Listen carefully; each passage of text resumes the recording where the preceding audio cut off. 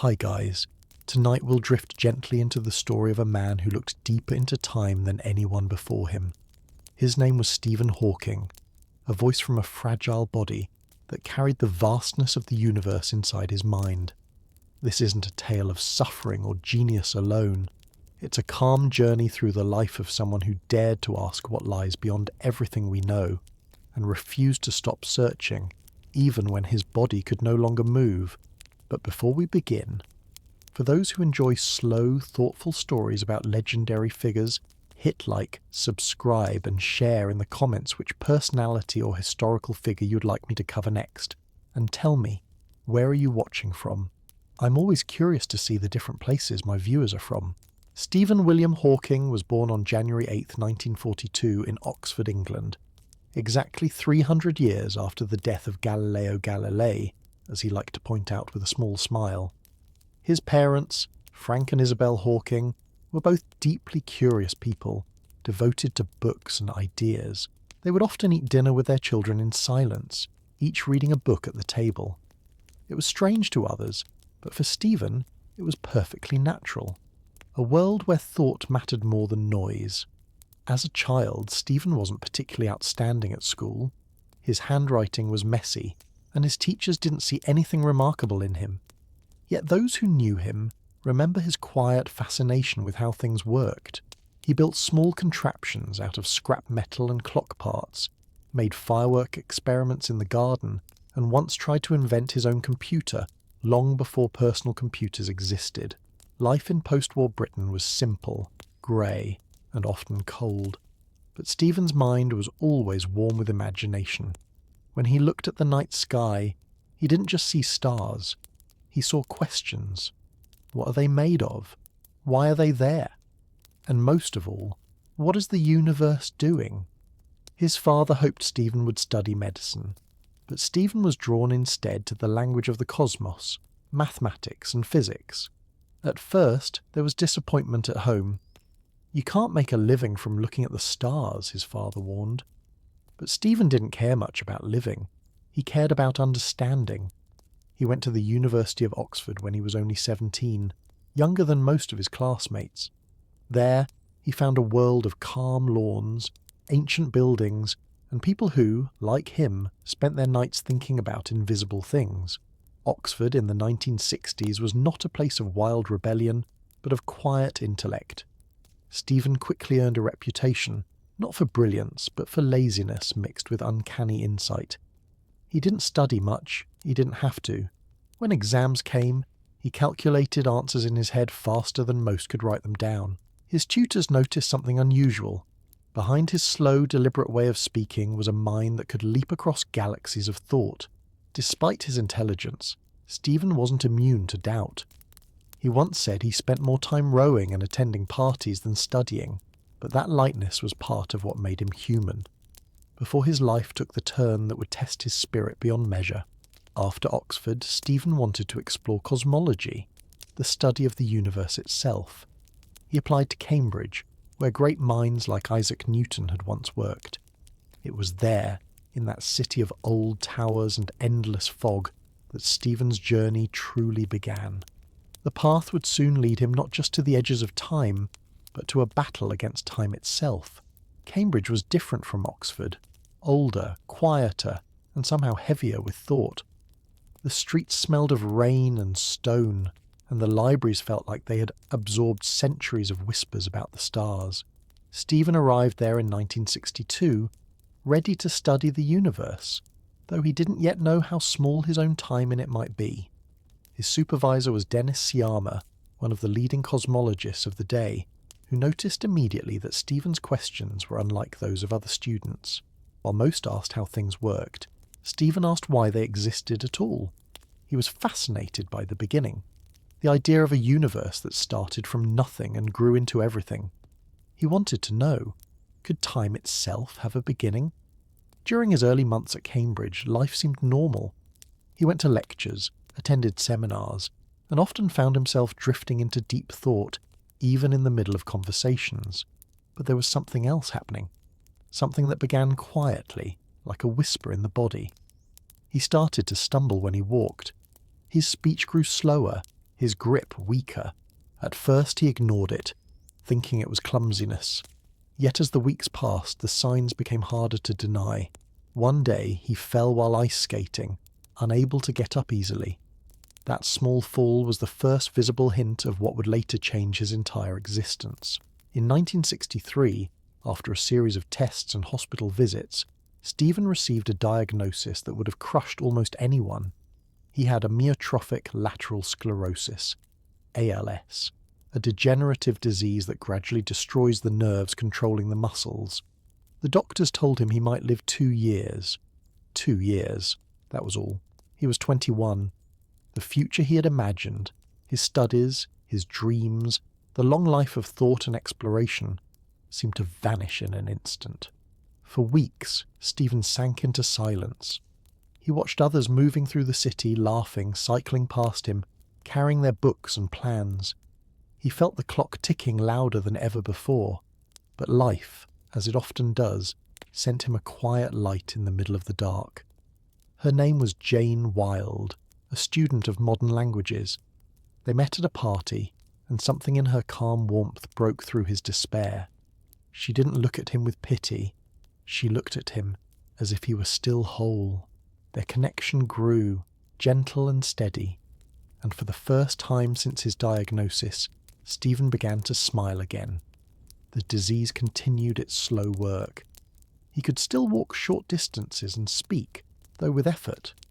His hands trembled when he wrote, and his body felt unpredictable, but his mind, that was untouched, sharper than ever. My expectations were reduced to 0 when I was 21, he would later say, and that made everything since a bonus. Instead of letting the clock define him, he turned his mind to the only thing that truly ignored time, the universe itself. He returned to his research with renewed focus, determined to understand the very thing that now seemed to be taking everything from him. Time. The irony was painful and poetic. As his own body slowed, his mind accelerated.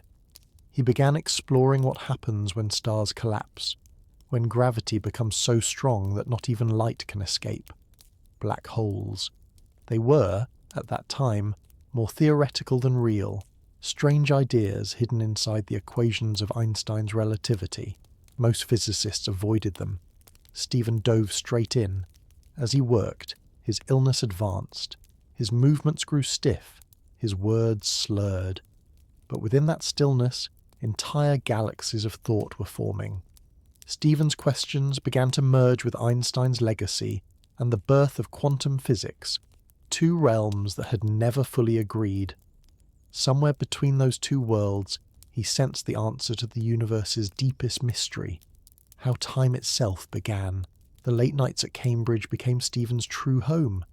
He could no longer move as freely as before, yet his imagination roamed further than anyone's body ever could. His notebooks filled with symbols, arrows, and equations that seemed to twist like the stars themselves. He studied Einstein's theory of general relativity, which described how gravity curves space and time, and he began to wonder what happens if that curve folds in on itself completely. Could the universe, at its very start, have been a single point where time itself stopped? This question guided him through the long, cold evenings. His friends noticed how calm he seemed, even as his illness progressed. He moved slower, but he laughed more, and when people asked how he was doing, he'd reply with a mischievous smile, "Not bad for someone who's dying." His humour was sharp and gentle at once, a way to keep life normal in the face of what was anything but. He started using a cane, then crutches. Still, he went to lectures, delivered papers, and rode in his wheelchair with a quiet dignity that made others fall silent when he passed. Jane remained by his side. They married in 1965, despite warnings from doctors and friends who told her it would be too difficult. But Jane saw something beyond the physical. She saw a man whose mind stretched through time. Their early years together were filled with quiet resilience.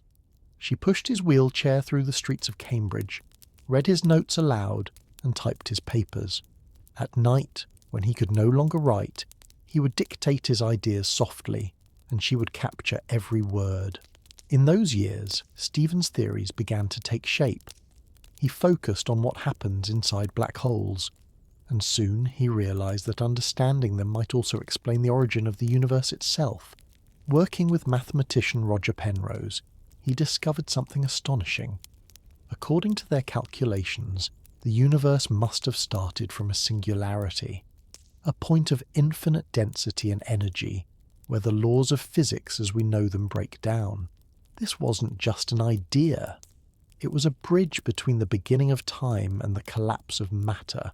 It meant that space and time themselves had a starting point. For the first time, someone had put mathematics to the concept of creation. The world of science began to notice. Papers that once went unread were now being discussed in conferences. Stephen's slow, deliberate speech, delivered through laboured breaths, became a voice of quiet authority. He was no longer just a brilliant student struggling against illness. He was becoming one of the leading minds of his generation. Yet outside the equations, life was growing harder. His muscles weakened. He could no longer stand. The disease crept forward, but Stephen refused to surrender his work.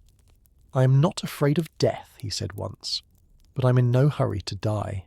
When his first daughter, Lucy, was born, he felt something he couldn't express in formulas, a deep, human joy that reminded him why he fought. Nights became a mix of cosmic questions and bedtime stories. He spoke to his children about the stars, about how everything in the universe is connected, and how even a black hole might not be the end, but another kind of beginning. In those moments, he wasn't a scientist or a patient. He was simply a father, whispering wonder into the darkness. By the early 1970s, Stephen Hawking's name was quietly echoing through the halls of universities and observatories across the world. Though his voice was soft and his body frail, his ideas were beginning to shake the foundations of physics. He was now completely dependent on his wheelchair, and even speaking required effort. But inside his mind, he was chasing something enormous, a way to bring together Einstein's theory of gravity and the strange, unpredictable world of quantum mechanics. These two great pillars of physics refused to agree on how the universe truly worked. Einstein's equations described the grand cosmic stage, while quantum theory governed the smallest particles within it. Somewhere, Stephen believed, there had to be a bridge between them. One of his greatest insights came almost by accident. He was studying what happens when quantum particles appear near the edge of a black hole, that invisible boundary called the event horizon. According to classical physics, nothing, not even light, could escape. But quantum physics told a different story. In the chaotic emptiness of space, particles are constantly being born and destroyed. Stephen realized that near a black hole, one of those twin particles might fall in while the other escapes. To an outside observer, it would look as though the black hole were emitting a faint glow of energy. That glow, he calculated, meant that black holes weren't entirely black. They could slowly evaporate. This was a revelation. No one had ever suggested that something as powerful as a black hole could disappear. The idea was so bold that even his peers doubted it at first. But the math held. That faint radiation, now known as Hawking radiation, changed how scientists viewed the universe. It connected the death of stars to the smallest particles, uniting the cosmic and the quantum. Stephen had done what many thought impossible. He gave time and matter a way to communicate across the limits of known physics. His discovery made him famous almost overnight. Invitations poured in from around the world, and his lectures became events where hundreds gathered just to watch him speak. Slowly, deliberately, as if each word had travelled through galaxies before reaching his lips. He could no longer write or type, but Jane and his assistants helped translate his thoughts into papers and books. The disease continued to take away pieces of his body, yet each loss seemed to sharpen his mind. In 1974, he was elected to the Royal Society, one of the highest honours in British science. He was only 32. It was a bittersweet victory. His body now weaker than ever, his hands unable to lift a pen, but his intellect shining brighter than the stars he studied.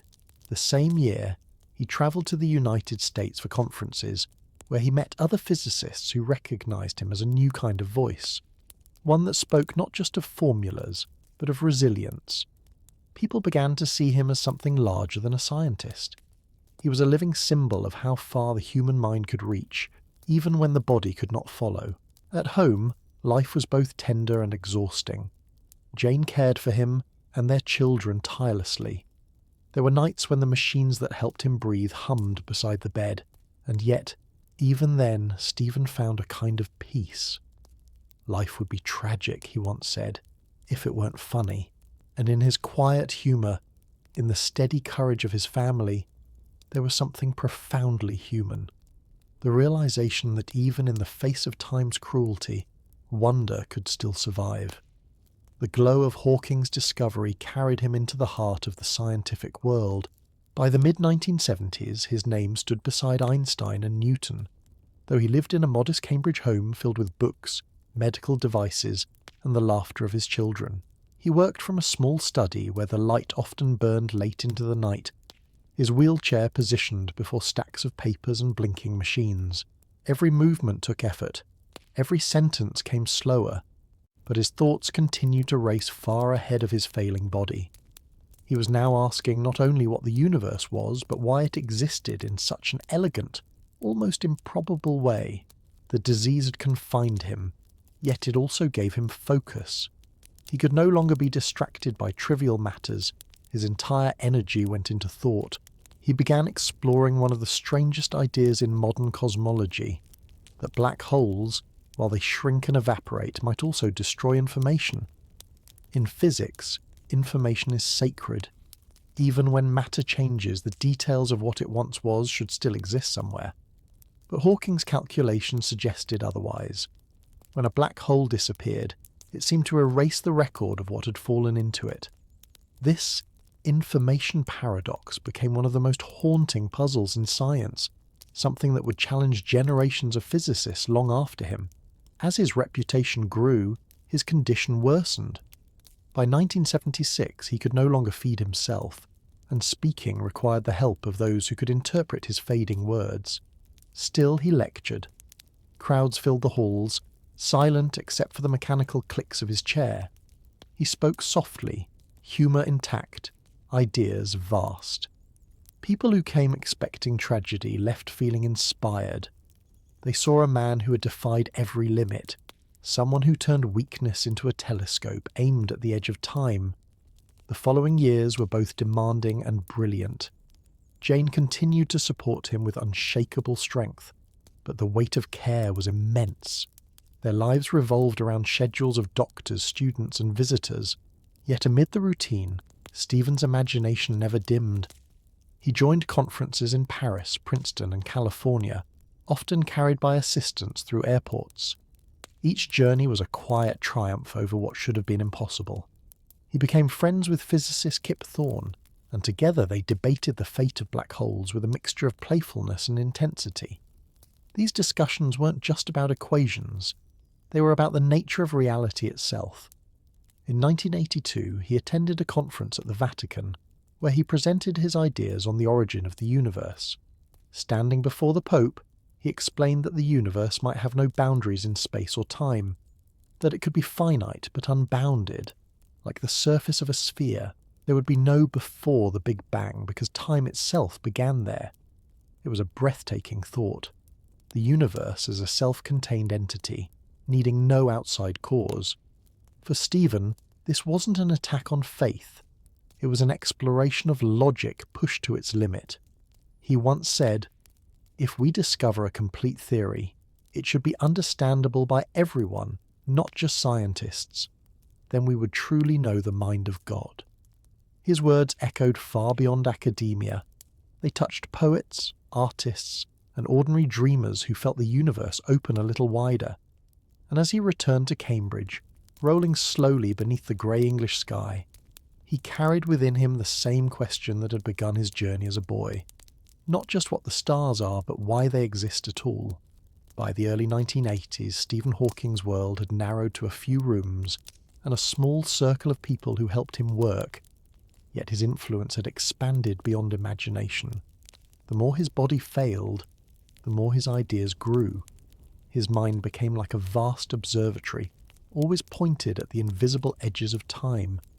He began developing what would later be called the no-boundary proposal, a concept that turned the idea of creation upside down. Together with physicist James Hartle, he proposed that the universe didn't start from a single point or explosion, but rather curved in on itself, like the surface of the Earth, with no beginning or end. There would be no before time, because time itself was part of the universe's fabric, smoothly rounding off at the start. The idea was elegant, strange, and deeply comforting. It meant that the universe could have existed without needing a moment of birth. No edge, no singular start, only a smooth unfolding. Many scientists struggled with this vision, but Stephen didn't mind. For him, truth was rarely simple. He once said, "The universe doesn't allow perfection." That acceptance of imperfection seemed to mirror his own life, limited in motion, yet limitless in thought. Around this time, Stephen lost his ability to speak completely. A severe bout of pneumonia in 1985 forced doctors to perform a tracheotomy, saving his life but taking away his voice. For weeks afterward, he could only communicate by raising his eyebrows to select letters on a spelling card. Friends feared this would end his career, but it became another turning point. An engineer from California named Walt Woltosz developed a speech-generating device that could convert typed words into a mechanical voice. It was slow at first, controlled by a single finger, but soon became his gateway back to the world. The flat, robotic tone of that voice would one day become iconic, the sound of intelligence speaking through metal. When people heard him for the first time after the surgery, they were astonished. "It's American," he joked, referring to the accent the computer used. Humour, as always, was his survival mechanism. He continued to teach, write, and attend conferences, now speaking through a small device mounted on his wheelchair. It was slower, but somehow more profound. Each word seemed to matter more when it came from that calm electronic voice. His students described the atmosphere in his office as electric. He could no longer write equations, but he directed his assistants with laser precision, seeing patterns they couldn't. He'd pause, eyes flicking to the ceiling, then quietly instruct, "Check that again." Often, he was right. His intuition was so sharp that even without movement, he could navigate the equations of the universe as though walking through them. At home, Jane continued her endless care, balancing their children, visitors, and Stephen's growing fame. The household was chaotic. Medical machines beside children's toys, dinner conversations about galaxies interrupted by alarms and laughter. Through it all, Stephen remained steady, sometimes stern, often witty, never pitiful. "It would not be much of a universe," he once said with a smile, "if it wasn't home to the people you love." By the late 1980s, Stephen Hawking had become a name recognised far beyond the world of science. His work had already reshaped how physicists imagined time, but now his presence was reaching ordinary people, those who might never open a textbook, yet still looked up at the night sky with wonder. That shift began with a simple idea. He wanted to explain the universe to everyone. With the help of colleagues and editors, he began writing a book that would turn complex cosmology into something clear, poetic, and human. That book became A Brief History of Time. He worked on it slowly, painstakingly, using his voice synthesizer to dictate every sentence. It took years of effort, interrupted by illness and exhaustion. But the process gave him purpose. The challenge wasn't only scientific, it was emotional. He wanted to make people feel the beauty of the universe, not just understand it. He described space and time as a kind of cosmic ocean, calm, dark, and vast, and humanity as the small, curious light exploring it. He believed that everyone should know where they came from, not in a religious sense, but in a cosmic one. When the book was published in 1988, no one could have predicted what would happen. It became a global phenomenon, selling millions of copies and translated into dozens of languages. Suddenly the world wanted to hear from the man who couldn't move or speak without a machine, yet could make the universe seem close and alive. People lined up to attend his talks, not only to hear about black holes, but to feel that quiet courage that radiated from him. A Brief History of Time stayed on bestseller lists for years, though most readers admitted they didn't understand every detail. They didn't need to. It wasn't about equations, it was about perspective. Fame brought change. There were interviews, television appearances, documentaries. Cameras followed him through the narrow hallways of Cambridge, recording a life that looked both ordinary and extraordinary. Stephen didn't seek attention, but he recognized its value. His visibility gave science a human face, one that defied pity and inspired awe. He often reminded people that curiosity was humanity's greatest strength, saying, "Remember to look up at the stars and not down at your feet." Yet behind the applause, daily life grew more complicated. Jane's responsibilities as caregiver increased as Stephen's condition advanced. Nurses and assistants rotated through their home, each learning to understand his unique rhythm of speech through the computer. There were moments of exhaustion, tension, and quiet grief, but also moments of peace. Laughter over dinner, children running through the halls, Stephen smiling at the sound. He found joy in music, in humour, in the very fact that he was still alive, still thinking. At Cambridge, his students continued to visit daily, bringing papers, theories, and questions. He couldn't write formulas anymore, but his mind saw through them instantly. His colleagues learned to read the small movements of his eyes, a blink for yes, a glance for no. And in those gestures, entire conversations unfolded. They often left his office amazed, saying it felt as if they had spoken to the universe itself.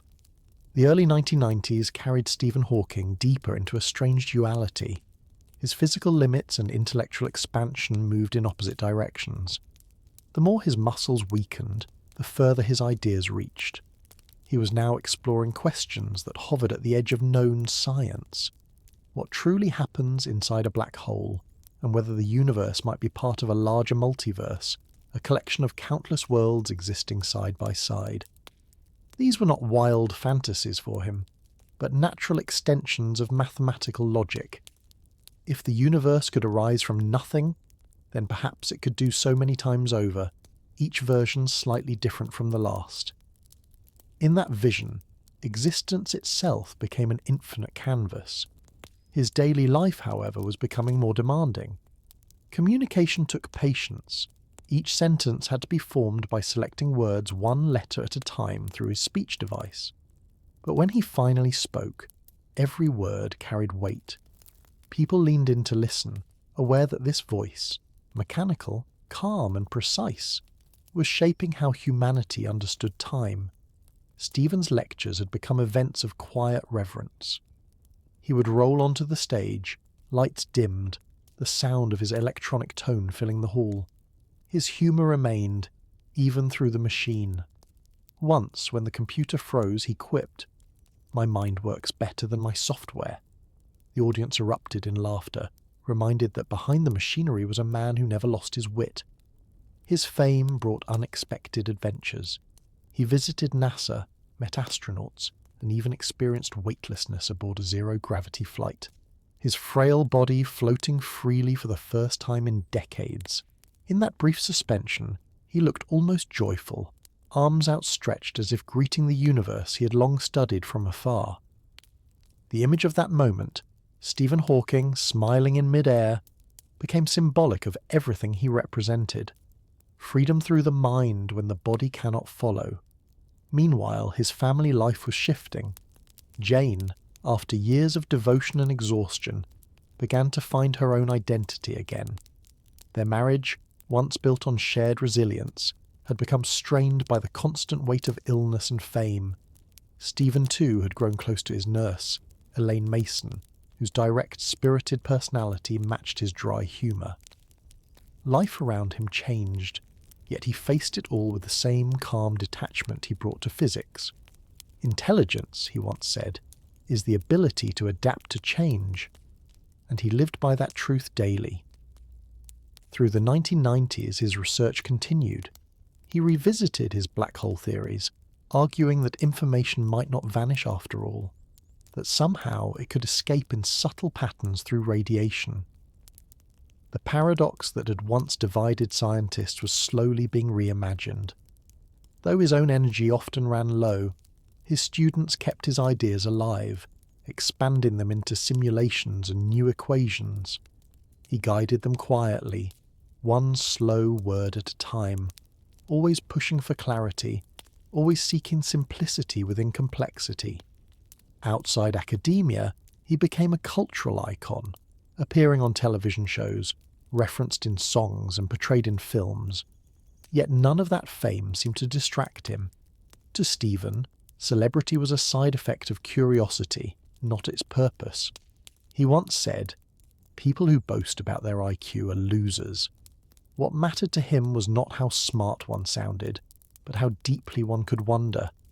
And through all the years of silence, sickness and starlight, wonder never left him. By the turn of the millennium, Stephen Hawking was not just a scientist, but a symbol, a reminder of how far the mind could travel, even when the body could not. The new century began with him still at Cambridge, surrounded by students who spoke of him with reverence and warmth. His office was small and cluttered, books stacked in uneven towers, physics papers pinned to the walls, a quiet hum from the computer that had become his voice. Though he could move only a few fingers, those movements commanded entire worlds of thought. He was now working on new models of the universe, exploring how it might have formed spontaneously from quantum fluctuations, tiny bursts of energy in the nothingness before time. The idea was simple and radical. The universe might not need a creator at all. It could create itself. Outside the equations, his world had changed again. After a separation from Jane, Stephen had married Elaine Mason in 1995. The relationship was intense and controversial. Some of his friends worried that the care he received had become isolating, that fame and fragility had built a wall around him. Yet Stephen rarely spoke about personal matters. He preferred to keep attention on science and on the future. For him, the past was a closed system. What mattered was what came next. His belief in progress never wavered. The 2000s brought global recognition. Awards, honorary degrees, documentaries and public lectures filled his calendar. Wherever he went, audiences rose in silence, waiting for that familiar robotic voice to begin. "We are very, very small," he would say, "but we are profoundly capable of understanding the universe." His words inspired not just scientists but anyone who had ever faced limitation. In every talk, there was a quiet undertone, a challenge to think bigger, to dream beyond the visible. Technology advanced alongside him. His communication system became more refined, using sensors that tracked small movements in his cheek. Engineers worked tirelessly to improve his speed, allowing him to write, lecture, and even joke online. He loved pranks and dry humour. Once, when asked if he feared artificial intelligence, he replied, "Not yet." Despite his fame, Stephen never abandoned the simplicity of his approach. He still worked from his small office, still surrounded by the same piles of papers and mismatched chairs. Students came and went, always leaving changed. He demanded precision but offered encouragement. "Simplify," he'd tell them. "You don't understand something until you can explain it simply." As his health declined, his presence grew almost spiritual. People who met him often described the same feeling, as if they were sitting near something infinite. His body might have been still, but his gaze held the same energy as a collapsing star, quiet, relentless, and bright beyond measure. The years that followed showed Stephen Hawking moving ever further into the realm of ideas that blurred science and philosophy. He had reached a stage where his voice, though artificial, carried a kind of authority no human tone could match. It was the sound of logic stripped of ego, of curiosity unshaken by the limits of flesh.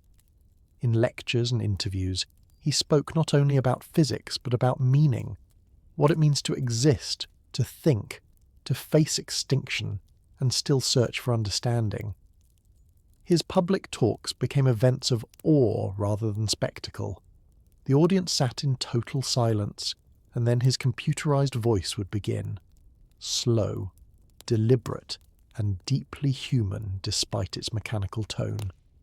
Around this time, he began collaborating with younger scientists who were testing his theories using new tools, supercomputers and space telescopes. The boundaries of cosmology were expanding quickly, and Stephen's earlier predictions about black holes and radiation were being revisited with new data.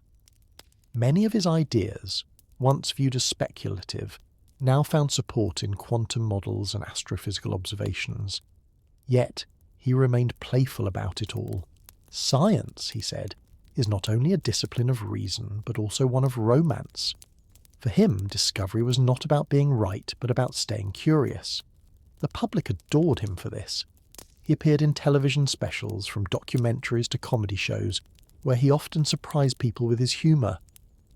On one occasion, he appeared in an animated series and jokingly claimed to be the smartest man in the universe. It wasn't arrogance, it was irony, a reminder that even the greatest minds could laugh at themselves. That lightness made him accessible to millions who might have otherwise feared science. He made it human. Despite the steady decline of his body, his schedule remained relentless. He travelled to conferences in Europe, America, and Asia, transported with a team of nurses and assistants who carefully monitored every detail. Each trip was exhausting, yet he insisted on going. The chance to share ideas kept him alive. He once said, "My goal is simple, complete understanding of the universe, why it is as it is, and why it exists at all." That statement became both his mission and his prayer. In Cambridge, he continued mentoring students, guiding them through the labyrinth of equations that shaped modern cosmology. They would gather in his office, nervously presenting theories, and he would respond with a quiet electronic phrase, "That's not elegant." He valued beauty in thought, simplicity, symmetry, coherence. He believed the universe itself was an expression of elegance, and that understanding it was the highest form of art. As time passed, he began to speak more openly about the future of humanity. He warned about climate change, artificial intelligence, and the danger of our own inventions. "We're just an advanced breed of monkeys," he said once, "on a minor planet of a very average star. But we can understand the universe. That makes us something very special." His calm, synthesized voice delivered these words like a meditation, not fearful, but hopeful, as if even in warning he still trusted in the light of human curiosity. As Stephen Hawking entered the final decade of his life, his role shifted from scientist to sage, a quiet oracle of reason in a noisy, uncertain world. He was no longer just explaining black holes, he was interpreting what they meant for all of us. He spoke of time not as a cold concept, but as something deeply human, a current that carries every life forward, no matter how long or short. His lectures, now delivered entirely through his computer, became global events, streamed and translated in dozens of languages. The mechanical rhythm of his speech seemed almost poetic, like the ticking of a clock that refused to stop. Despite constant illness and hospital visits, Stephen's curiosity remained untouched. Each morning, assistants helped him sit upright, position his hands and open the communication screen. There, he continued to explore the universe, one slow movement at a time. He was fascinated by new research on the Big Bang and string theory, the idea that the universe might be woven from tiny vibrating strings of energy. It was a theory of unity, and Stephen was drawn to unity, not only in science but in humanity. He often said that cooperation, not competition, was the key to survival. In those years he worked on The Grand Design, a book written with physicist Leonard Mlodinow. It argued that the universe could arise naturally from physical laws without divine intervention. The phrase that made headlines was simple yet profound. Because there is a law such as gravity, the universe can and will create itself from nothing. To some, it sounded bold, even defiant. To others, it was a beautiful expression of logic's reach. But to Stephen, It was just the next step in understanding. He never set out to destroy belief, only to replace mystery with clarity. He once said, "It is not necessary to invoke God to light the blue touch paper and set the universe going." Public reaction was enormous. Debates filled newsrooms and classrooms, yet through it all, Stephen remained calm. His interest wasn't in conflict, but in connection. He believed that science could give people the same sense of wonder that faith once offered, a way to feel part of something vast and meaningful. Away from the public, his daily routine was a mix of exhaustion and small victories. Machines breathed for him at night, and his caregivers managed a strict rhythm of care, but there were still moments of laughter and warmth. He loved music, particularly classical compositions that seemed to mirror the order he saw in the cosmos. Friends remembered how his eyes would light up at a good joke or a clever question. "Look at the stars," he would remind them, "and try to make sense of what you see." Though confined to his chair, he never appeared trapped. His world was larger than anyone's. Each day he explored time, space, and the future, not by moving, but by imagining. He was proving with every breath of the machine beside him that the human spirit could transcend even the laws of physics it sought to understand. In his later years, Stephen Hawking became something like a mirror for humanity itself, reflecting our deepest questions and our quiet hopes back at us.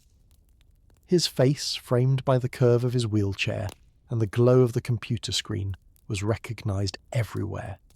Children learned his name before they understood what physics meant. To them, he was the man who spoke with a machine and dreamed about stars. To adults, he was proof that limits could be redefined. His very existence seemed to whisper that thought alone could conquer gravity. His days were carefully measured. Nurses and assistants arrived early, checking monitors, adjusting his chair, setting up his computer. Conversations moved slowly, but the energy in the room was alive. Students came to present research, expecting short replies, yet left with ideas that would keep them awake for nights. He didn't waste words. Every sentence came after deep calculation, often ending with a sharp observation that combined humour and brilliance. "The greatest enemy of knowledge," he once said, "is not ignorance. It is the illusion of knowledge." It was advice that applied as much to science as to life itself. Stephen's attention increasingly turned to the future of Earth. He warned that our planet was fragile, a small rock orbiting a small star, vulnerable to both cosmic and human disasters. Climate change, nuclear weapons, and artificial intelligence all appeared in his talks, not as predictions of doom, but as reminders of responsibility. He urged people to act with foresight, to remember that intelligence was not measured by invention but by survival. "We have only one planet," he said, "and we need to work together to protect it." His warnings were calm, never panicked, but they carried weight. When Stephen Hawking said humanity must be careful, the world listened. Despite his focus on global issues, his sense of humour never left him. During interviews, when asked about aliens, he'd answer with a grin, "If they visit us, I think the outcome would be much like when Columbus landed in America. It didn't turn out well for the natives." People laughed, but beneath the joke lay his constant awareness of how small and yet how dangerous humanity could be. His work on black holes continued even then. He joined efforts to prove that information might survive inside them, encoded in subtle patterns on their edges. It was poetic. The man once told his own life would vanish in 2 years, now proving that nothing in the universe is ever truly lost. The irony wasn't lost on him either. He called it a victory for information, and for me. Late at night, when the halls of Cambridge were silent, Stephen often asked his assistants to tilt his chair toward the window. From there, he could see the faint shimmer of stars above the city's old rooftops. It was a ritual, quiet, timeless, and personal. The universe he had spent his life explaining still filled him with awe. Even after a lifetime of equations, it remained mysterious enough to make him smile. As the 2010s unfolded, Stephen Hawking entered a new phase of global recognition, not just as a scientist, but as a storyteller of the universe. His books continued to reach readers far outside academic circles. The universe in a nutshell and the grand design found their way into homes, schools and libraries around the world. They combined stunning visuals with his signature clarity, showing how something as vast as time could fit within the grasp of the human mind. He wanted people to see science not as a wall of numbers, but as a living poem written in the language of physics. He once said, "Science is beautiful when it makes simple explanations of phenomena or connections between different observations." For him, simplicity was elegance, and elegance was truth. The years brought new documentaries, collaborations, and even a Hollywood film about his life. The Theory of Everything, released in 2014, portrayed his early years with Jane, his struggles with illness, and the triumph of his discoveries. The movie's emotional honesty touched millions, and the actor Eddie Redmayne, who played him, spent time studying Stephen's movements and expressions to capture them faithfully. When Stephen finally watched the film, he was moved to tears. Later, he offered the filmmakers something no one expected: the use of his real computer voice. The robotic tone that had narrated his life now echoed through cinema. It was as if his presence had stepped beyond science and entered art. Fame, however, never softened his precision. He continued to publish scientific papers and to challenge the boundaries of accepted theory. In 2015, he revisited his work on black holes, proposing a new idea: that information might be preserved not inside them, but on their outer surfaces, like a hologram. Once again, he turned the most terrifying mystery in physics into something hopeful. A cosmic reminder that nothing truly disappears, that even the darkest places can leave traces of light. His health grew more fragile. Each movement was assisted, each breath monitored, but his humour remained as sharp as ever. When asked if he believed humans would one day live in space, he replied, "I hope so. Otherwise we might not have a future." He urged investment in space travel, arguing that humanity's survival depended on curiosity and courage. For him, looking up was not just metaphorical, it was literal salvation. Cambridge honoured him often, but he took the praise lightly.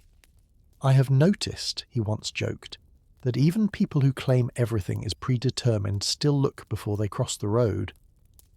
It was classic Hawking, mixing deep philosophy with playful irony. He loved such paradoxes. They reminded him that even logic has personality. And though his world had narrowed to screens and machines, his thoughts roamed endlessly, across galaxies, dimensions, and possibilities. Every day was still an act of exploration. Every sunrise another chance to ask, what else can we know before time itself runs out? By 2016, Stephen Hawking had lived more than 50 years beyond the two once predicted for him. The irony was not lost on him. He had become a living paradox, surviving against all physical odds, while exploring the laws that governed life and death themselves. His doctors marvelled, his students admired, and the world listened. Yet through all the attention, Stephen remained oddly private. He saw himself not as a miracle, but as a worker of thought, someone lucky enough to spend his life asking questions that never ran out of answers. He would often say, "My goal is simple, but not easy. It is to understand everything." His lectures continued, though now entirely through his speech synthesizer. Each word was selected with the movement of a cheek muscle, yet his timing remained perfect.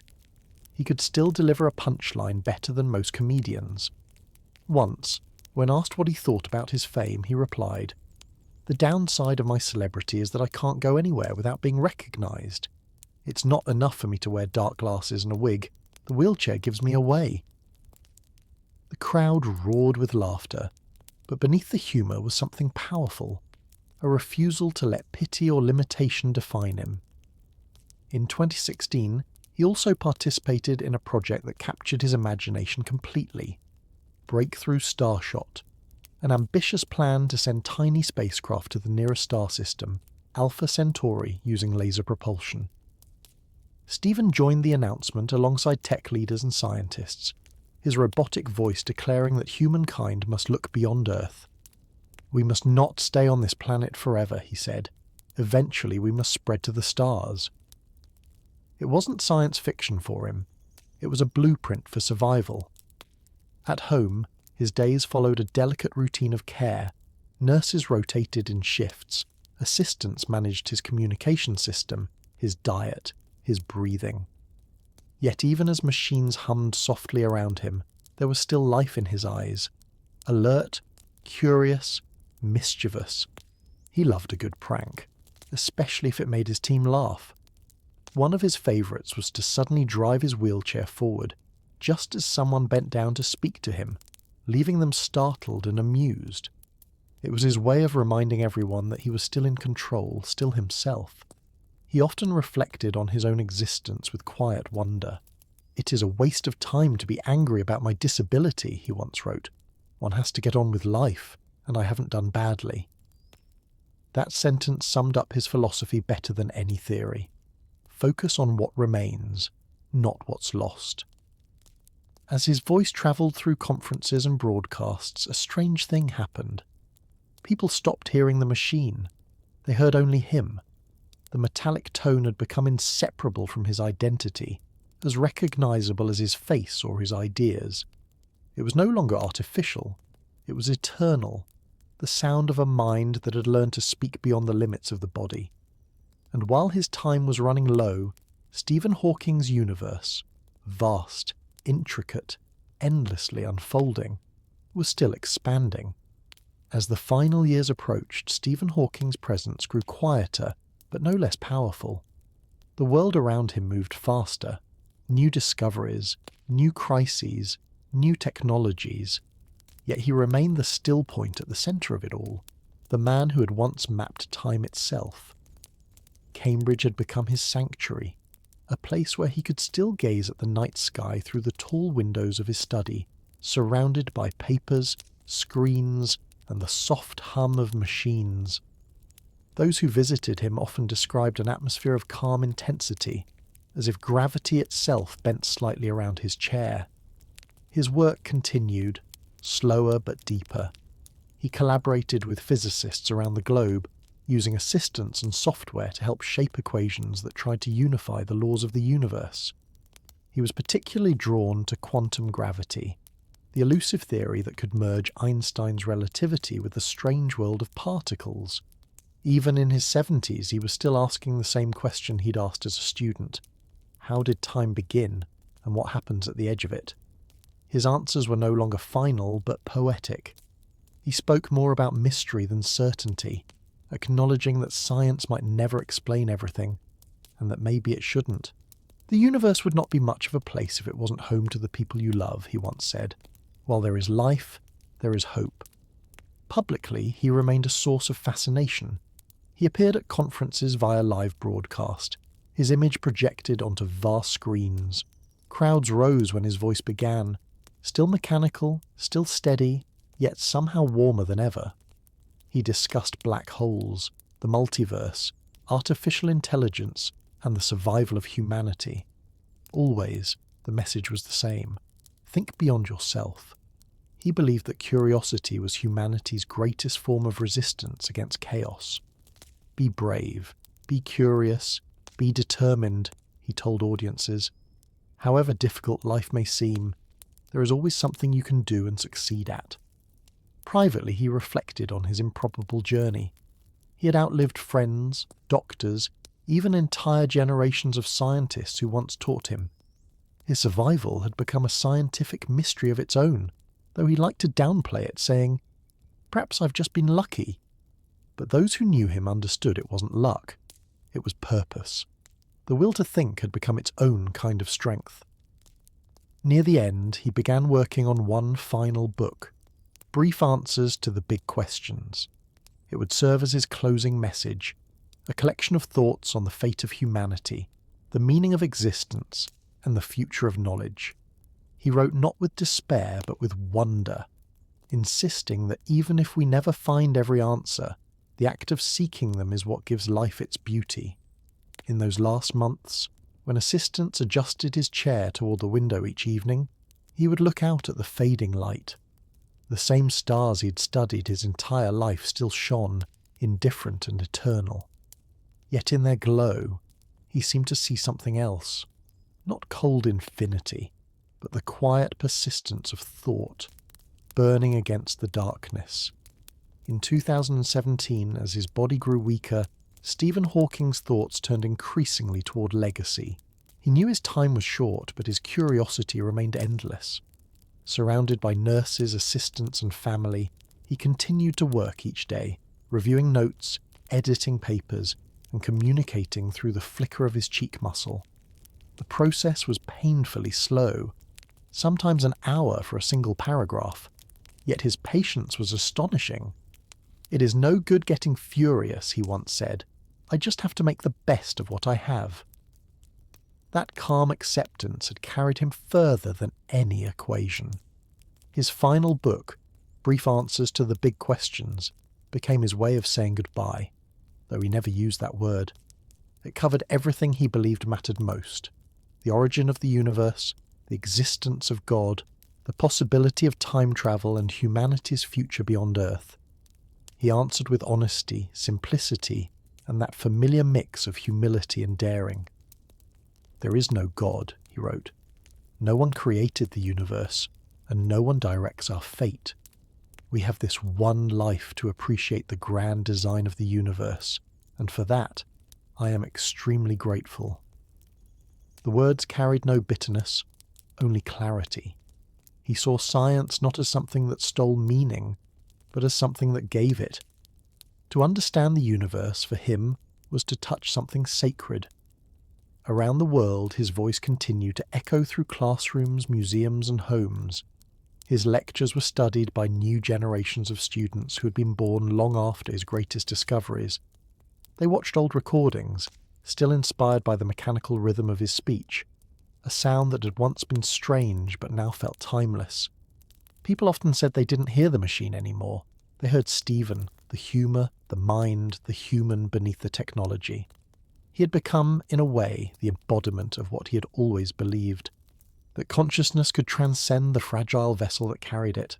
His own life had proven that thought could outlive motion, that even when trapped in stillness, the imagination could travel freely through the cosmos. Friends and family noticed his growing fragility. Simple infections became dangerous. Breathing grew harder, yet he refused pity. When asked once how he managed to keep hope alive, he replied, "My expectations were reduced to 0 when I was 21. Everything since has been a bonus." It was not optimism in the ordinary sense. It was gratitude sharpened by time. As his final winter settled over Cambridge, he worked on the last revisions of his book, dictating lines that sounded almost like a farewell to humanity itself. There are no boundaries to human endeavour. However bad life may seem, there is always something you can do and succeed at. Those who were with him in those moments later said his eyes still carried that same distant light, the reflection of stars seen not from the sky, but from within. March of 2018 arrived quietly in Cambridge, with the kind of chill that seeps through the old stone walls of the university. Stephen Hawking's health had been fragile for months, and though his caregivers worked tirelessly, those closest to him sensed that time, the very thing he had studied all his life, was finally closing in. Yet he showed no fear, only the same calm curiosity that had guided him since youth. "I have lived with the prospect of death for 50 years, he had once said. "I'm not afraid of dying, but I'm in no hurry to die." To him, death was not an end, but simply another transformation, another mystery to approach with reason and wonder. In those final weeks, he continued to communicate, reviewing pages of brief answers to the big questions and speaking with his children. His room was filled with the quiet sounds of machines, the hiss of air, the rhythmic pulse of monitors, blending into a kind of lullaby. Visitors described a peace in the atmosphere, a serenity that made it hard to feel sadness.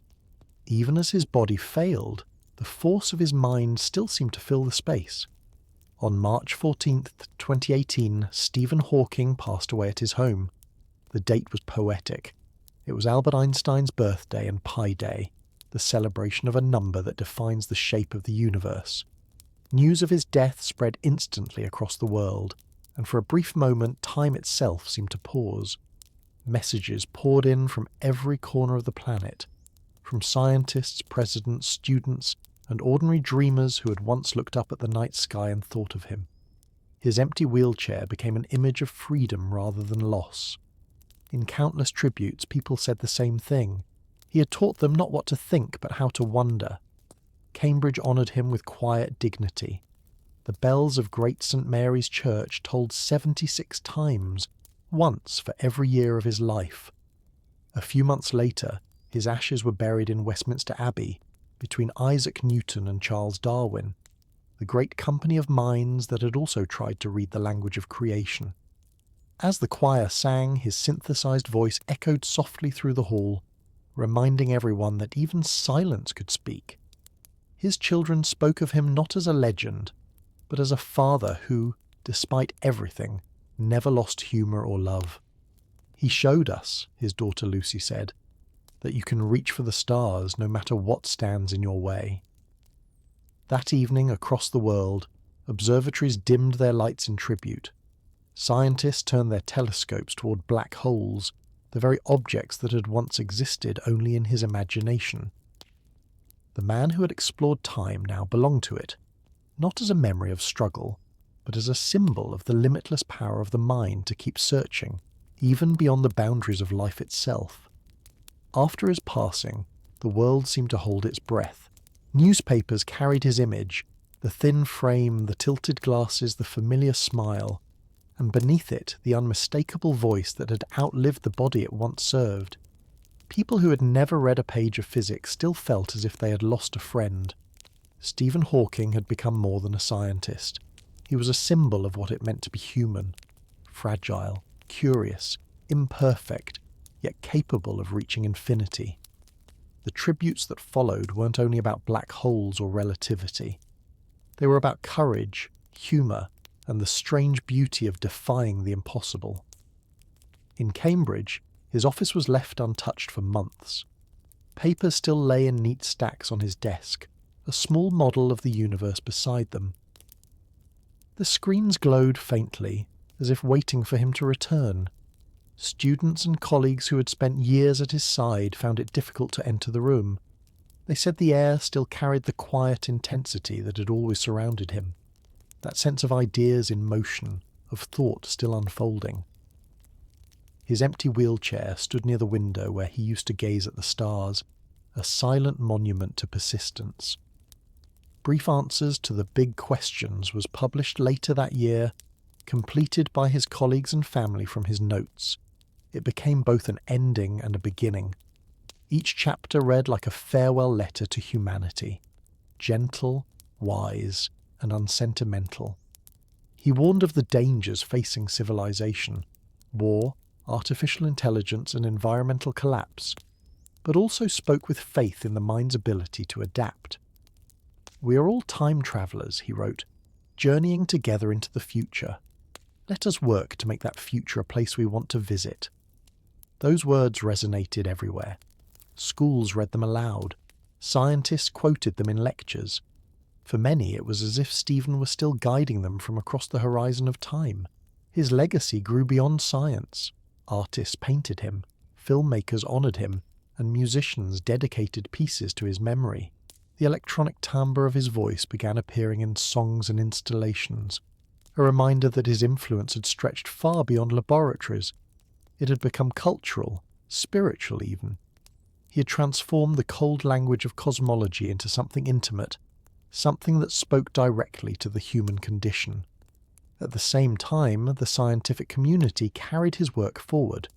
Researchers continued exploring Hawking radiation, information theory, and the nature of singularities. His former students published new models that expanded on his ideas, often referring to them simply as Stephen's questions. They knew those questions would outlive them all. The stars he had studied his entire life remained unchanged, yet they seemed a little different now, as if, somewhere among them, his curiosity still flickered. And perhaps, in some corner of time and possibility, Stephen Hawking was still doing what he loved most, asking what lies just beyond the edge of understanding, smiling at the mystery that had always been his home. The world after Stephen Hawking did not simply remember him, it continued to speak with him. His voice, preserved in recordings and films, still narrated the origins of time, still reminded people to look up at the stars. School children who hadn't been born during his lifetime watched him on screens and felt as though he were talking directly to them. His words carried an unusual balance of certainty and peace. "It would be tragic," he once said, "if we spent our lives believing we are insignificant." That phrase became a quiet anthem for dreamers, scientists, and anyone who had ever felt small beneath the night sky. Universities around the world established scholarships and research chairs in his name. The Stephen Hawking Fellowships were designed to support young cosmologists exploring the same vast questions he had pursued. Some of his students, now professors themselves, spoke about how his teaching style had shaped them, not through lectures, but through silence. They recalled how he would listen for long moments before responding, and when he did, his answers were short, precise, and filled with clarity. To them, it felt like hearing the universe think out loud. His office at Cambridge was eventually transformed into an archive, a living museum of ideas. Visitors could see his notes, early drafts of A Brief History of Time, and even his first wheelchair, its worn handles evidence of decades of use. But the most moving artifact was the voice synthesizer itself. Behind its simple black interface, countless sentences had been formed, predictions, jokes, discoveries, and reflections that had changed how humanity saw itself. When people heard that voice again in the quiet room, they said it felt as though time folded briefly, and he was still there, explaining the universe with that same calm curiosity. Beyond academia, his influence continued in culture and technology. Innovators credited his determination with inspiring accessibility advancements, better communication devices, smarter wheelchairs, even neural interfaces. What had once been built for him now helped thousands of others live and speak freely. It was another way his legacy refused to stay still. It kept evolving. In the years that followed, documentaries revisited his life, but what stood out wasn't his illness. It was his refusal to let it define him. Scientists said his discoveries had shifted our understanding of black holes forever, but ordinary people spoke instead of his spirit. He had turned disability into strength, isolation into imagination, and limitation into meaning. Late at night, when telescopes recorded radiation from distant galaxies, some researchers admitted to thinking of him. They imagined him drifting somewhere beyond the event horizon, not as data or dust, but as thought, pure, persistent, and endless. For a man who had once described himself as just a child who never grew up, it seemed fitting that he remained what he had always been, a boy still looking at the stars, wondering why they shine. Years passed, yet Stephen Hawking's voice never truly faded. It continued to echo through documentaries, classrooms, and planetariums, that calm, electronic tone narrating the birth of the universe, the life of stars, the flow of time. Children in distant countries learned to pronounce his name before they knew what gravity meant. For many, he became their first introduction to wonder, proof that science wasn't just about formulas but about awe. Teachers used his story to remind students that thinking deeply could be an act of bravery. Scientists quoted him in lectures. Artists painted him floating among galaxies, his wheelchair transformed into a vessel of light. His image became something larger than the man himself, the embodiment of thought's triumph over limitation. But his true legacy lived not in fame, but in the quiet continuation of questions. His colleagues at Cambridge often said they still felt his presence, not as a ghost, but as a standard. They kept his picture on office walls next to chalkboards filled with equations. What would Stephen say became both a joke and a challenge during debates. His approach, simplicity, precision, humour, remained their compass. He had once told them, "A theory is only as good as its ability to describe what we observe." That principle stayed etched in their work. The archives of his research were digitized, made accessible to scientists worldwide. Pages of calculations, some written decades earlier in careful type by his assistants, revealed a rare combination of logic and imagination. Among them were small personal notes, dry jokes, comments, even doodles of stars. It was strange, many said, how something so human could hide among discussions of infinity. Meanwhile, brief answers to the big questions continued to reach new readers every year. People discovered it in hospitals, on airplanes, in late-night bookstores. It wasn't just about physics, it was about perspective. He spoke to everyone, reminding them that to look outward was to heal inward. "Remember to look up at the stars," he wrote, "and not down at your feet." In a noisy, anxious world, those words became a kind of meditation. His influence spread into unexpected places: philosophy, literature, even design. Architects used his concepts of curvature and relativity as metaphors for creativity. Musicians sampled his voice to introduce concerts about space. In art galleries, his quotes appeared beside photographs of nebulae, glowing like constellations of language. Yet perhaps his greatest impact remained invisible. The millions who, after hearing his story, began to believe that their own obstacles could be reimagined as paths. People in hospitals, people who had lost something, movement, confidence, time, wrote letters saying that his life had given them strength. For them, Hawking was no longer the man in the chair. He was the quiet idea that even when life narrows, the mind can still expand, endlessly, beautifully, like the universe itself. As decades quietly rolled forward, Stephen Hawking's influence became woven into the very fabric of how humanity thought about existence. His discoveries had become part of schoolbooks, his quotes part of everyday speech, and his voice, that steady mechanical rhythm, part of the global memory of curiosity. There was something almost mythic about it. People didn't just remember his ideas, they felt them. He had transformed scientific thought into a form of storytelling, one that could reach both the mind and the heart. When people spoke of the beginning of the universe, they used his words. When they wondered what might lie beyond death, they echoed his calm reasoning. In some way, he had made infinity personal. The scientific community continued to explore his theories with renewed precision. Researchers tested the quantum nature of black holes, developed new ways to simulate Hawking radiation, and used advanced telescopes to observe gravitational waves, ripples in space-time that seemed to confirm much of what Stephen had believed. Many of these scientists had grown up reading his books. They often said that his writings had not only guided their education, but given them the courage to ask questions no one else dared to ask.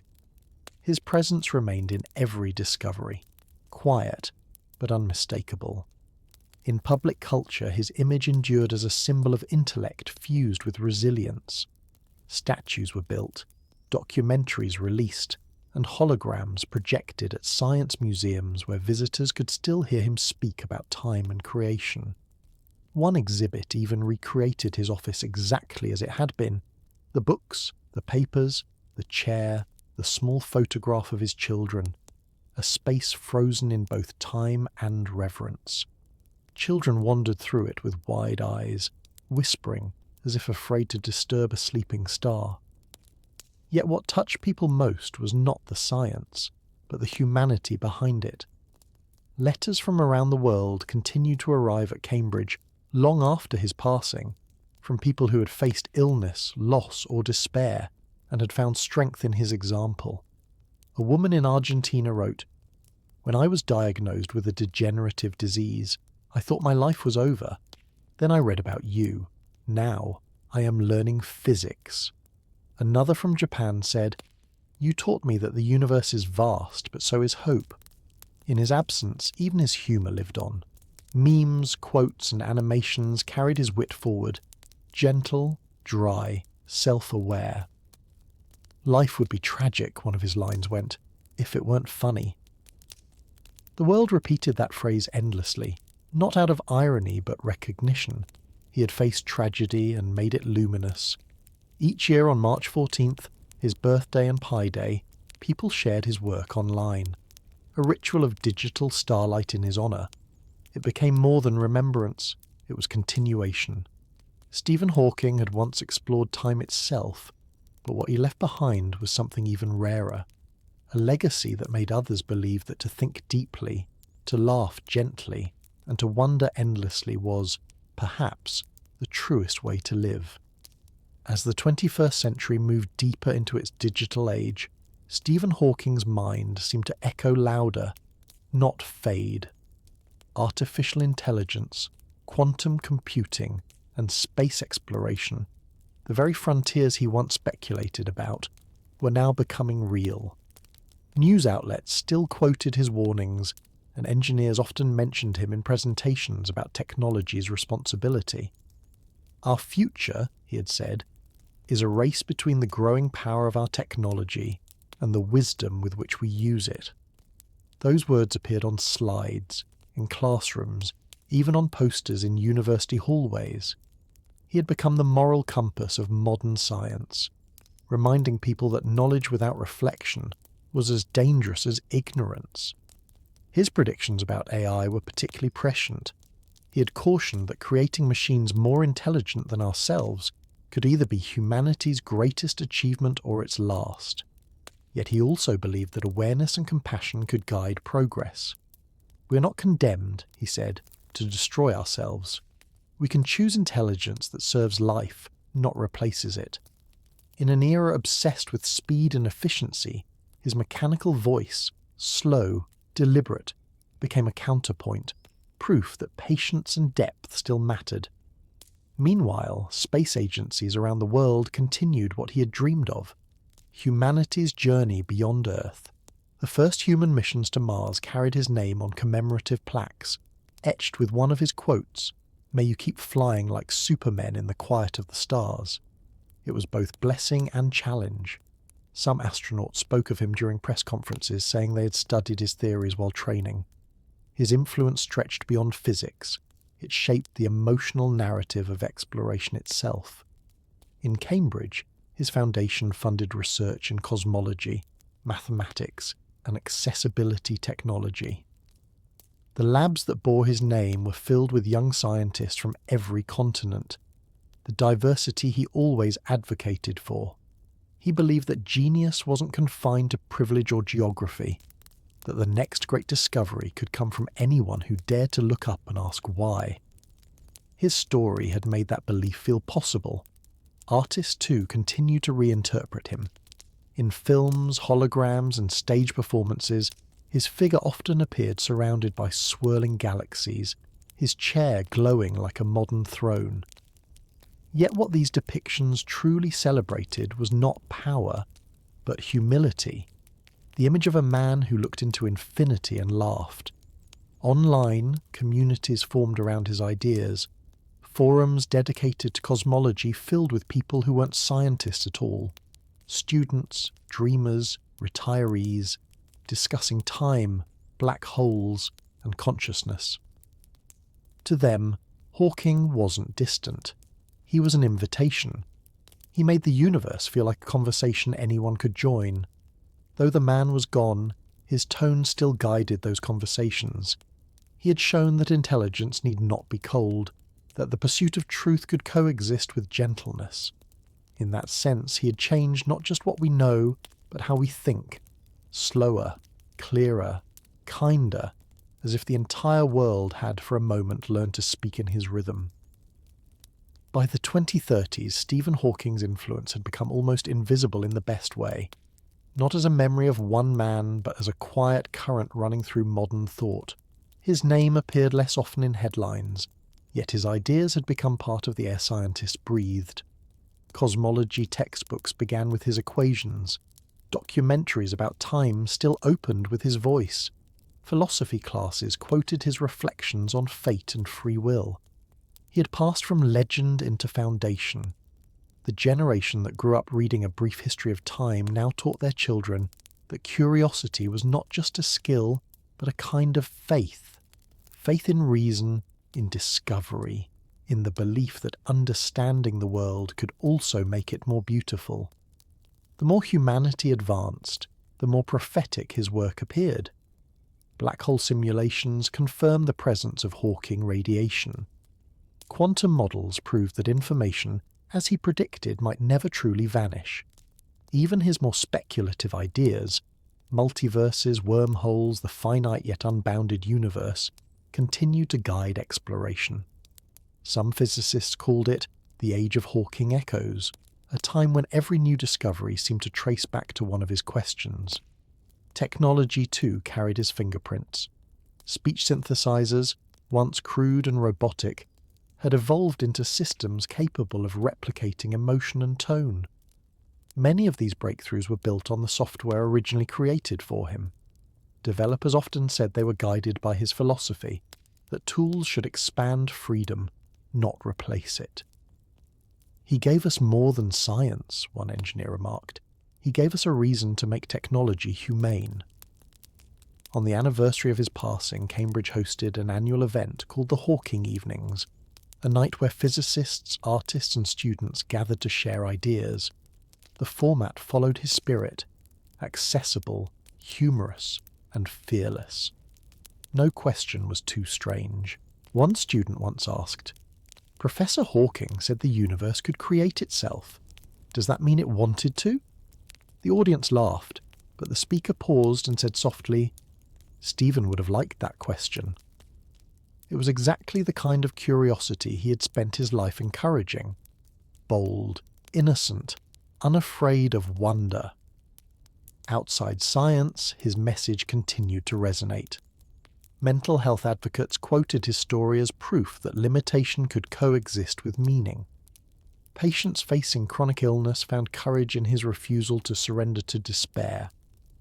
"We're all temporary," he had once written, "but we can leave lasting footprints in time." Those words were printed in hospitals, carved into sculptures, and whispered by those seeking strength. In the vast web of culture, technology, and hope, his legacy had become like gravity itself, unseen, yet shaping everything around it. He had begun by studying time, and in doing so, had transcended it. Decades later, his presence still bent the arc of human thought ever so slightly toward curiosity, compassion, and light. The further humanity moved into the future, the clearer Stephen Hawking's shadow became, not as darkness, but as an outline of light. In the late 2030s and 2040s, when new telescopes began mapping the earliest moments after the Big Bang, scientists spoke of him as if he were still in the room. The images confirmed what his mind had once imagined: space itself rippling from a single spark, time unfolding like a wave without an edge. For those who had followed his work, the discoveries felt like letters sent back from the universe to the man who had asked its first true questions. They were proof that even imagination, guided by logic, could predict reality. At Cambridge, the Stephen Hawking Centre for Theoretical Physics became a hub of quiet brilliance. Inside, students studied in the same rooms where he had once dictated his thoughts through a single cheek muscle. They used quantum computers now, capable of running equations that would have taken him a lifetime by hand. Yet on every wall, reminders of him lingered. Photographs, quotes, the soft blue glow of his old voice synthesizer displayed behind glass. Each year, new students arrived from around the world, inspired not by pity but by possibility. They saw his life as a testament that intellect and imagination belonged to everyone. Science itself had changed because of him. The cold, distant language of equations had become infused with story. The universe was no longer seen as a machine, but as a grand narrative, one that humanity was both reading and writing at once. Many young physicists said they entered the field because of the emotion in his books. "He made me feel that space cared whether I understood it," one said at a symposium. It was a strange, beautiful notion that curiosity could be a kind of love. The public memory of Hawking shifted too. To older generations, he was the scientist who defied time. To younger ones, he was a character of legend, like a cosmic philosopher who spoke through light and data. His life story was retold in plays, virtual museums, and interactive experiences that let visitors travel through simulated wormholes narrated in his original voice. "Try not to fall in," the voice joked, and audiences laughed every time. His foundation expanded its work globally, funding schools and accessibility technologies in developing nations. It reflected his conviction that knowledge should never be a privilege of the few. The programs encouraged children to study science not as duty, but as wonder, to see that the act of questioning itself was a form of freedom. Across the world, writers and thinkers continue to reference his belief that understanding the cosmos was inseparable from understanding ourselves. He had once written, "The universe has no obligation to make sense to you, but you have every reason to keep trying." That sentence had outlived textbooks, politics, and generations. It had become a quiet moral compass for those who still looked up at the night sky and felt the need to ask, what are we doing here? And what comes next? By the middle of the century, Stephen Hawking's name had crossed from the realm of history into the fabric of human identity. His story was no longer told as that of a single scientist, but as a shared parable about endurance, intellect, and wonder. School children across continents recited his words as easily as they once did Newton's laws. In art, literature, and technology, his ideas continued to bloom in new forms. His quotes appeared on spacecraft interiors, in poems, even projected on city buildings during science festivals. A luminous reminder that knowledge was the closest thing to immortality. The expansion of space exploration made his vision feel prophetic. Humanity had established research stations on the Moon and Mars, and every launch carried fragments of his thought. A small data chip containing his complete works orbited the Sun aboard an interstellar probe, engraved with a simple line, "Seek knowledge, remain curious." To the engineers who sent it, it wasn't just a tribute. It was a message to whatever intelligence might one day find it. Hawking's voice had already reached the stars through earlier broadcasts, but this time his words travelled in silence, carried by light itself. On Earth, his foundation's initiatives transformed lives far beyond science. They funded accessibility research, artificial limbs controlled by neural signals, and communication tools for people with motor disorders. The technology once designed for him had become a universal gift. In hospitals, patients communicated through systems inspired by his own, each one a small echo of his resilience. For many, he was not only a genius, but a quiet companion, proof that thought could remain free even when the body was not. In universities, young scholars continued to expand his theories. A generation of cosmologists grew up chasing what they called Hawking's horizon, the invisible boundary between the known and the unknowable. They debated not only his equations, but his philosophy, whether existence itself was an accident or an elegant necessity. His idea of a self-contained universe, without edges or beginning, remained a beacon for those who believed science could be spiritual without mysticism. Artists too carried his essence forward. In concert halls, orchestras performed pieces inspired by his writings, translating his equations into sound, waves of rising strings and low brass mirroring the birth of space-time. The effect was haunting, almost holy. Audiences often closed their eyes and said they could feel him there, listening, amused at how beauty had found its way through numbers. Each March, people around the globe marked his birthday and Pi Day together, sharing his quotes online under starry skies.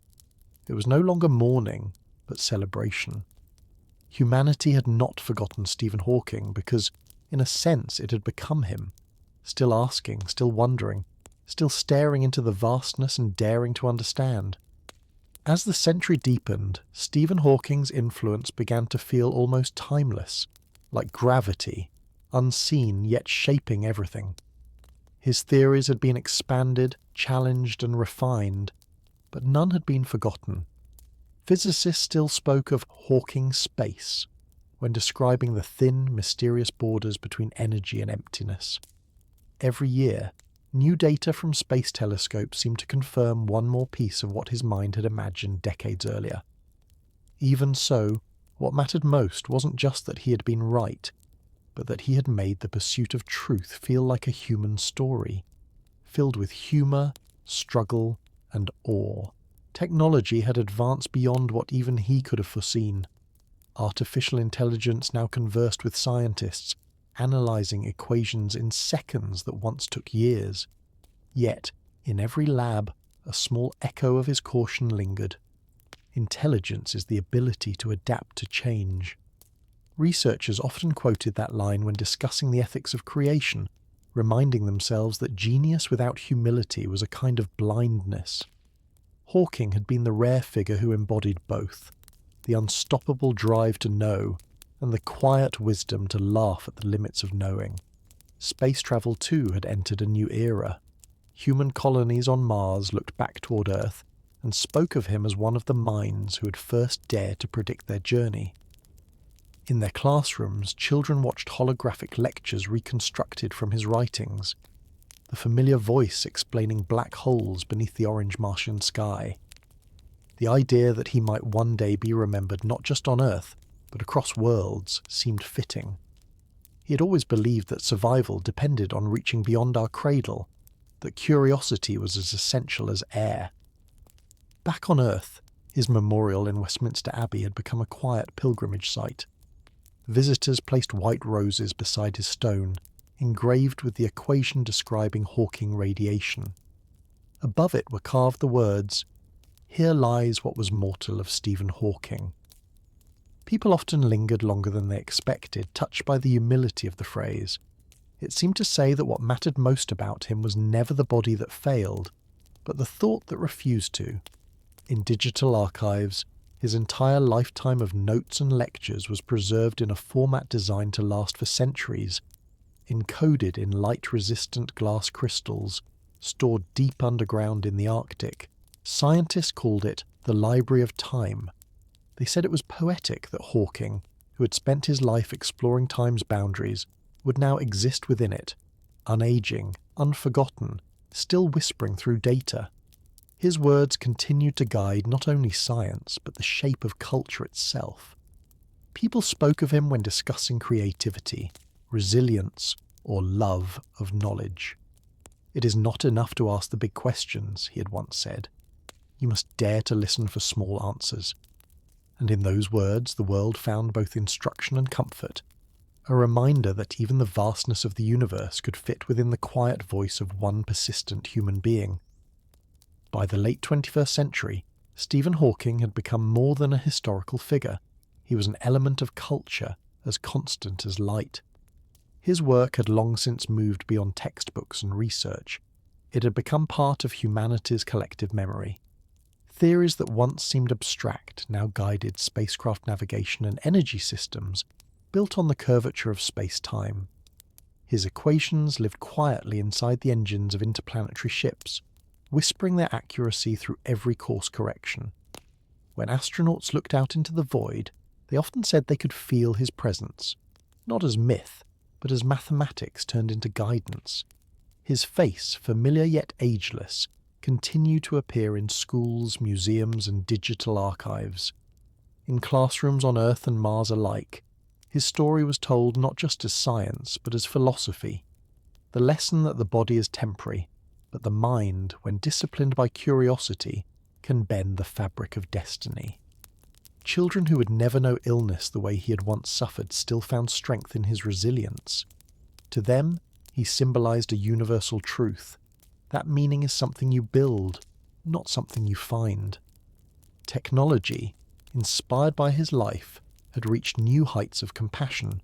The voice systems he once used evolved into fully neural communication networks, allowing people with paralysis to speak in their own tones once again. These inventions were known collectively as Hawking Links.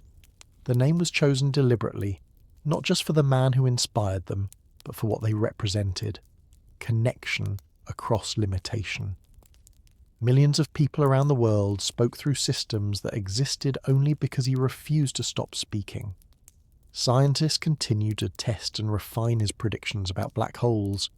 New telescopes captured radiation signatures that confirmed at last that information did survive, scattered in faint patterns on the edges of cosmic collapse. It was the ultimate vindication. Even in death, he had been right. Nothing truly disappears. The announcement was broadcast globally, and for a moment people everywhere looked up at the sky. Many felt the coincidence too profound to ignore, that the man who studied eternity had, in a way, achieved it. Philosophy took his influence further still. Thinkers began using his life as a model for what they called existential optimism, the belief that meaning could be found even within decay. His ability to face mortality without despair became an ethical framework taught in universities. The idea was simple. To live intelligently is to live gratefully, to search for truth even when the answer may undo you. On the 100th anniversary of his birth, a global broadcast united nations under a single sky. Thousands of lights were released into the night, artificial stars programmed to drift slowly upward until they vanished from sight. As they rose, his voice played once more, "Remember to look up at the stars and not down at your feet." For one brief moment it felt as though time itself had paused again, listening to the man who had once dared to map it. 100 years after his birth, Stephen Hawking's influence remained like a quiet pulse beneath everything humanity had built. Spacecraft travelling beyond Neptune still carried fragments of his equations. His voice was embedded in the data archives orbiting distant worlds. On Earth, cities glowed brighter, knowledge moved faster, but his message, that curiosity and courage defined our purpose, continued to hum through generations. School still began astronomy lessons with his story, a man who could not walk, who could barely move, yet who managed to move the world. In the centuries-old halls of Cambridge, his office had been preserved not as a shrine, but as a classroom. Students sat among his notes and models, their tablets glowing beside the same desk where he once dictated with a single muscle. Every year, a new group gathered to read aloud his final line from brief answers to the big questions. There are no boundaries to human endeavour. To many of them, those words were not metaphor. Humanity was now a multi-planet species, and that sentence felt like prophecy fulfilled. On Mars, colonies celebrated Hawking Day each March, a holiday of curiosity, marked by lectures, jokes, and the simple act of looking up at the sky. Advances in quantum technology had begun to reveal phenomena that pushed even his theories further. Some discoveries hinted that the universe might in fact be cyclic, expanding, collapsing, and rebirthing endlessly. It was a concept he had once speculated about, now strengthened by data. Scientists called the theory Hawking Continuum, a poetic tribute to the man who taught them that time might not end at all, only change its form. His name had become both scientific and spiritual shorthand, a way of describing the bridge between logic and wonder. Artists continued to reinterpret him through new mediums. In one digital installation, visitors walked through holographic waves of light that bent as they moved, symbolizing the curvature of space-time. At the center stood a projection of Hawking's chair, glowing softly, his voice repeating fragments of his most human reflections. "I have noticed that even people who believe everything is predetermined still look before they cross the road." The line drew laughter every time, gentle, affectionate laughter that belonged not to the past but to continuity. His story had outlived its era because it belonged to no single one. It existed wherever a child asked why, wherever a scientist chose curiosity over cynicism. He had shown that knowledge was not cold, that the mind could be brave in the face of darkness. His message was no longer about stars or equations. It was about what it meant to exist at all. In libraries across Earth and Mars, his works were kept under the heading Human Heritage. Scholars of both science and philosophy agreed that Hawking had given the species something irreplaceable, not a final answer, but a way of asking questions that made existence itself feel sacred. And as humanity stretched farther into the cosmos, one truth remained constant. Wherever there was wonder, there was somehow, Still Stephen Hawking, the quiet mind that once explored time itself. By the dawn of the 22nd century, Stephen Hawking's story had taken on the quality of myth, not in the sense of fantasy, but of timeless truth. His name existed everywhere, knowledge existed, encoded in AI systems that taught physics, etched into monuments on Mars, printed on the walls of deep space observatories orbiting distant moons. His words had outlasted their century, surviving every political shift, every crisis, every reinvention of human life. "Look up at the stars," the inscription on one space station read, glowing softly against the void, "and not down at your feet." Astronauts often touched the phrase before venturing outside, a small ritual of courage before silence. Though time had carried humanity far, Hawking's lessons had only grown clearer. People saw in him not just intellect, but example, that the greatest power of reason was its gentleness. His defiance had never been angry. It had been graceful. He had faced the impossible with a smile and turned fragility into illumination. That spirit had become woven into the ethics of exploration itself. Every major scientific organization had adopted a single line from his writings as a creed. The universe favors those who dare to ask. It guided researchers, pilots, and thinkers alike. A compass pointing not north, but upward. On Earth, the anniversary of his passing had evolved into the Day of Curiosity, a global celebration where cities dimmed their lights for 1 minute while children recited his words. In that minute of darkness, telescopes across continents turned toward the same patch of sky, the black hole at the centre of the Milky Way, a cosmic echo of his life's work.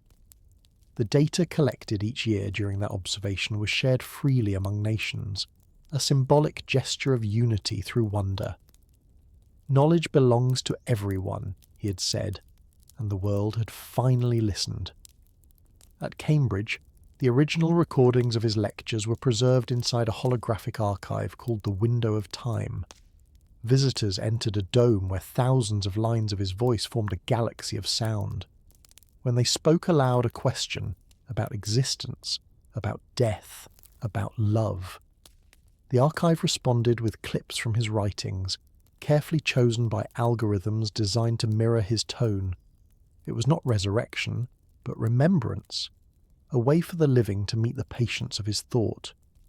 Across generations, new thinkers continued his mission. They didn't seek to replace him, only to continue the dialogue he had started with the universe.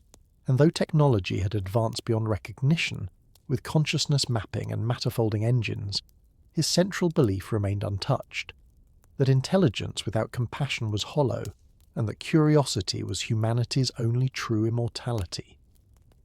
In every era, he had been both scientist and storyteller, and now, long after his voice had gone quiet, it was still speaking, not from machines or memory, but from the rhythm of every mind still brave enough to wonder what lies beyond the edge of understanding. Centuries after Stephen Hawking's birth, humanity continued to drift deeper into the cosmos, and yet his name still travelled with them, like a constant star that refused to fade. On distant colonies orbiting alien suns, his words were engraved on airlocks, printed on walls, and whispered during quiet hours between missions. However difficult life may seem, they read, there is always something you can do and succeed at. To the people who carried his memory, that line had become more than comfort. It was commandment. Every generation had reinterpreted him, but his essence remained the same. Hope made intelligent, curiosity made eternal. Across the solar systems, new forms of consciousness had begun to emerge, synthetic, biological, hybrid, and all of them learned his story. The tale of a fragile man from a small blue planet who had faced the weight of time and answered it with thought. In an age when bodies and minds were no longer bound by the same limits, Hawking's life served as a reminder that meaning was not born from perfection, but from persistence. He had once said that intelligence is the ability to adapt to change, and now, in a future where change itself had become the only constant, that truth guided both machine and human alike. On Earth, which had healed and changed beyond recognition, his resting place in Westminster Abbey was still visited. Travellers from the stars came to stand before the stone marked with his equation, tracing the carved symbols that described Hawking radiation, proof that even the smallest spark of understanding could defy darkness. Some visitors left notes written in dozens of languages, words of gratitude, drawings of galaxies, equations on scraps of paper. No guards were needed. Silence guarded him better than walls ever could. Each year, the world still celebrated Hawking Day, not with speeches, but with questions. Across planets and stations, children were asked to write down one thing they did not yet understand. The answers were launched into space as beams of light, scattering like a constellation of thought. The gesture had no scientific purpose, yet it became a universal ritual, a declaration that curiosity itself was sacred. Somewhere, perhaps, those beams would drift forever, carrying the same hunger for meaning that once lived in him. And if consciousness truly endured, if some echo of awareness survived beyond time, then perhaps Stephen Hawking's mind was still watching, still wondering, still tracing the invisible curves of reality from beyond the horizon of the known. He had always believed that understanding the universe was humanity's greatest act of love, not conquest, but communion. And now, as his legacy burned quietly through centuries of exploration, that belief remained. Time, the force he had studied his entire life, could not contain him. The mind that once explored it had at last become part of it, eternal, infinite, and free.